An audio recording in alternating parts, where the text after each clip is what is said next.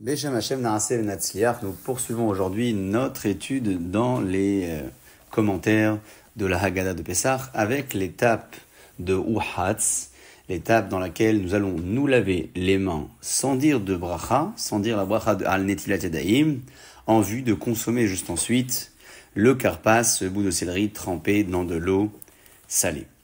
Le Baal Avnezer fait remarquer que l'ordre établi dans le Seder aurait dû être différent, puisque nous avons commencé par le Kadesh, l'étape du Kiddush, et ensuite nous sommes passés à l'étape du Uhatz, le lavage des mains.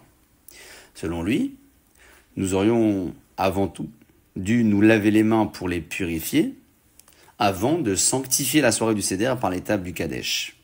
Pour répondre à cette question, dit le Baal Avnezer qu'en Égypte, Akadosh Baruch Hu a délivré le peuple d'Israël, bien qu'il n'était pas apte à cela. D'ailleurs, la Haggadah précise combien le niveau d'impureté était profond à ce moment-là. Ainsi, chaque année, nous aussi, à cette époque-là, et comme ça pour toutes les générations à venir, nous considérons qu'Akadosh Baruch Hu nous sanctifiera, bien que nous ne soyons pas encore aptes.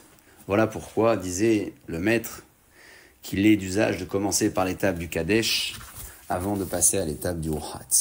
Cette ablution se fait sans bracha, puisque nous allons consommer uniquement un aliment mouillé, aliment pour lequel il est d'usage tout au long de l'année de se laver les mains sans bracha.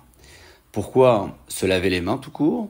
Puisque à l'époque où les lois de pureté étaient observées, il était toujours nécessaire de se laver les mains avant de toucher un aliment mouillé par l'un des 7 liquides suivants, par l'eau, le vin, l'huile, le sang, la rosée, le miel ou le lait, puisque ces liquides-là étaient donc des liquides conducteurs d'impureté.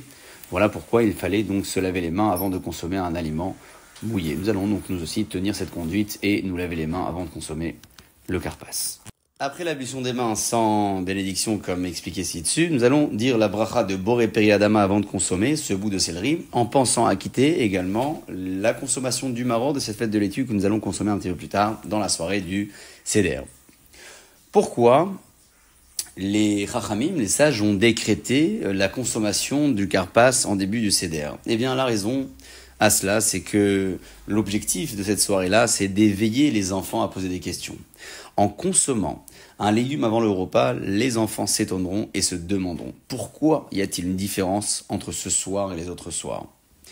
Le choix du légume, quant à lui, est aussi lié à ce nom que porte le karpas, puisque le karpas s'écrit avec la lettre Chaf, Resh, P et Samer, et en inversant les lettres, nous obtiendrons la lettre Samer au départ, et ensuite le Parer, c'est-à-dire le P, le Resh et le Chaf. Cette nouvelle composition fait référence aux 600 000 hommes qui furent maltraités, puisque le Samer, c'est le 60 littéralement, mais lorsqu'on parle des 600 000 dans la Torah, on dit Shishim Ribo, qui se traduit par 60 fois 10 000. Ça fait donc 600 000. Voilà pourquoi nous consommons donc du karpas, qui est, selon de nombreux avis, du céleri que l'on trempera dans de l'eau salée.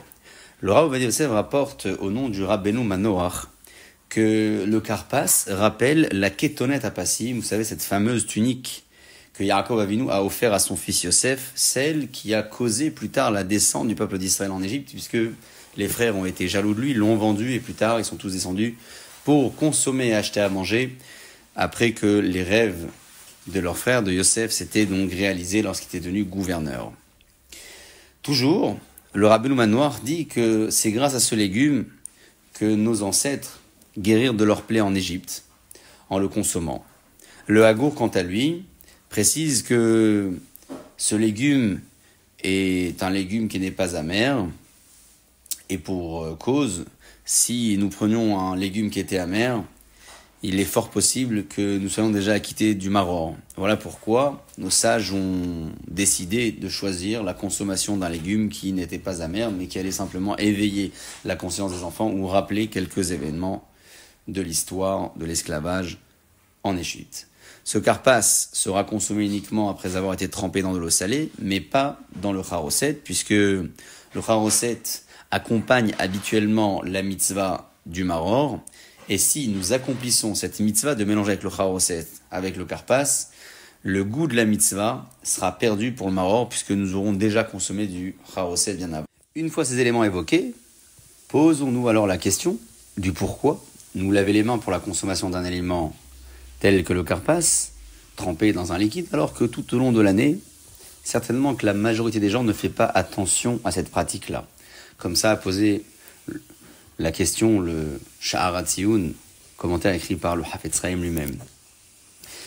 Il est fort possible que la particularité de la soirée du Seder de Pessah, c'est que à ce moment-là, nous louons à Kadosh Baruch Hu, nous lui exprimons nos remerciements et notre reconnaissance, et l'ensemble de ces expressions constitue une forme de tfila. Or, comme vous le savez, avant de commencer la tfila, en règle générale, il est extrêmement important de se laver les mains. Nous allons donc aussi, le soir du Seder de Pessah, profiter de nous laver les mains avant de consommer le karpas en pensant à nous purifier avant d'exprimer notre tfila et notre louange à Kadosh Baruch Hu. Enfin, je rappelle que il faudra manger de ce karpas, de ce bout de céleri, moins d'un kaséite, afin de ne pas entrer dans un doute quant au sujet de la bénédiction finale après cette consommation, puisqu'en consommant moins de kaséite, nous en serons dispensés selon l'ensemble des avis. Une fois le bout de karpas trempé dans de l'eau salée, nous le consommerons sans être accoudés. Nous passons à présent à l'étape suivante, qui est l'étape du Yahatz. Au cours de cette étape, nous allons casser la matzah du bigneux. Souvenez-vous, nous avons disposé dans notre plateau 3 matzot en correspondance à Cohen, Lévi, Israël. On prendra celle du milieu en la cassant à la main afin de former 2 parties un peu inégales. La grande partie sera cachée et conservée pour la ficomane, ce bout de matzah qui sera consommé tout à la fin du seder, et la petite partie de la matzah sera remise à sa place entre les 2 matzot entières. On en fera usage plus tard pendant le moti matzah. Il est bon, selon la Kabbalah, d'essayer de casser la matzah en formant un dalet pour la grande partie et un vav pour la petite partie. Le Sevad Emed explique que la grande partie cachée de la matzah symbolise la grande rédemption finale, la grande Géoula, la grande délivrance, qui est aujourd'hui dissimulé à nos yeux. Et c'est à ce moment-là que nous allons consommer ce grand morceau-là dans l'étape du tsafoun. Tsafoun, c'est ce qui est discret, ce qui n'est pas encore révélé. Alors que la plus petite partie de la matzah rappelle celle de la ponctuelle et plus petite délivrance d'Égypte. Oui, effectivement, nous avons été libérés d'Égypte, mais c'est une petite délivrance puisque nous en parlons le soir du Seder et nous savons qu'aujourd'hui encore nous sommes en exil. De plus, Chachamim, nos sages, enseignent que la consommation de la matzah est à l'image de la relation qui lie Akadosh Baruch Hu et le peuple d'Israël. C'est pourquoi on obtiendra en découpant la matzah un dalet et un vav, pour former ainsi le terme de dou, dalet et vav. Ce terme signifie deux, comme il est rapporté d'ailleurs dans le traité de Kiddushin au sujet du mariage, le principe suivant disant tav lemetav tendu milimetav armelo.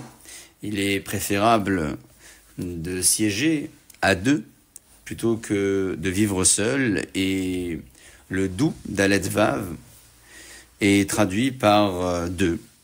En coupant donc la matzah dans ces conditions, nous aurons non seulement rappelé ô combien nous attendons la délivrance finale, la grande délivrance, celle qui sera consommée pendant le tsafoun, pendant l'étape de la discrétion à la fin du seder, tout en étant conscient que même au milieu de l'exil que nous traversons, nous avons le devoir de remercier Akadosh Baruch Hu pour une délivrance ponctuelle, celle qui s'est passée au moment de la fin de l'esclavage en Égypte.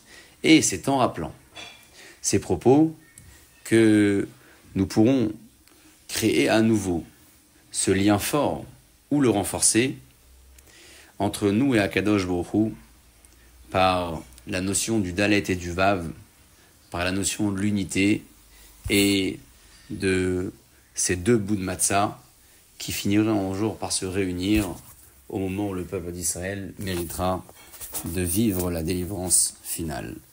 Baruch Adonai Le'olam, Amen ve Amen.